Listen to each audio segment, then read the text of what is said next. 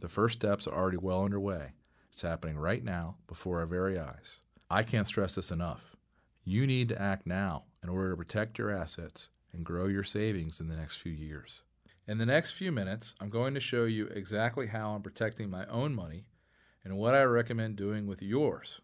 But first, let me show you exactly what's going on right now. Like I said, most Americans don't believe the US dollar could ever lose its spot as the world's reserve currency. But I'm here to tell you this process is already well underway.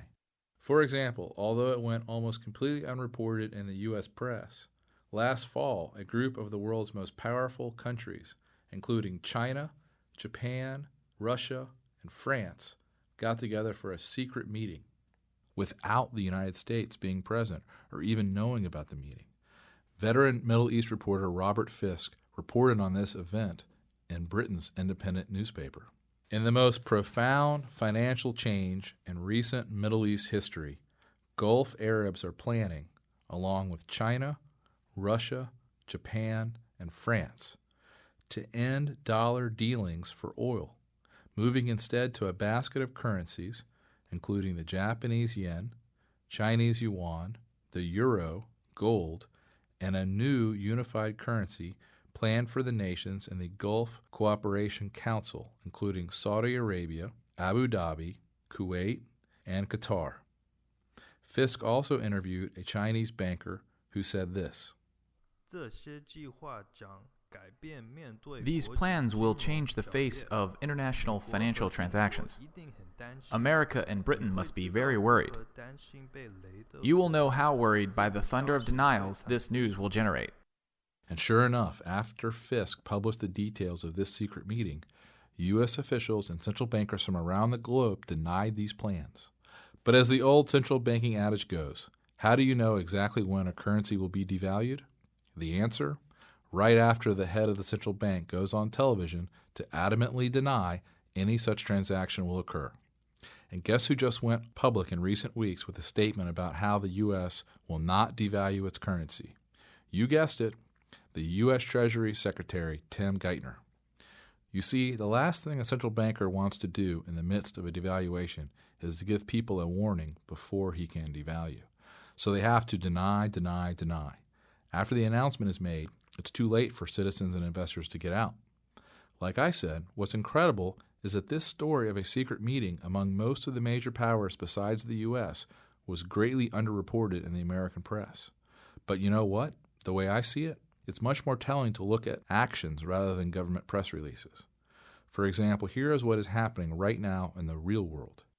When you read these facts, I think you'll agree with me that the U.S. dollar's days are numbered as far as remaining the world's reserve currency.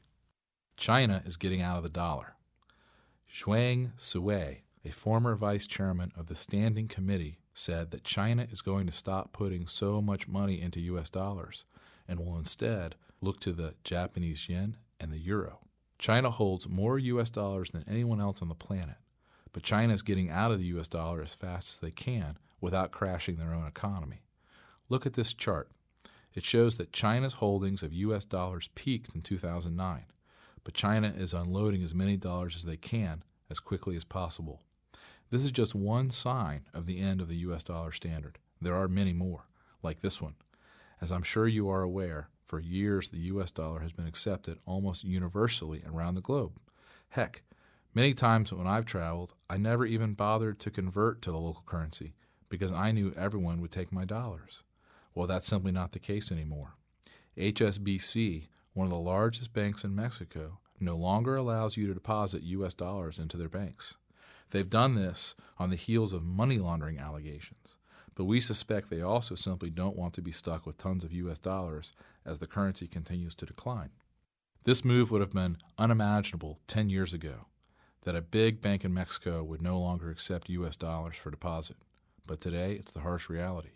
And Mexico is not the only place this is occurring. Reuters reports that the same thing has happened in 2008 in one of Europe's most popular tourist spots. Currency exchange outlets in Amsterdam have been reportedly turning away customers who want to exchange their U.S. dollars for euros. As one traveling American tourist, Mary Kelly from Indianapolis, Indiana, told the Reuters news agency while standing in front of the Anne Frank House. is worth maybe $0 over here. It's hard to find a place to exchange. We have to go downtown to the central station or post office. In India, the country's tourism minister said in 2008 the U.S. dollars will no longer be accepted at the country's heritage tourist sites like the Taj Mahal. And the U.S. dollar is no longer good anywhere in Cuba. The New York Times reports that now many shops in China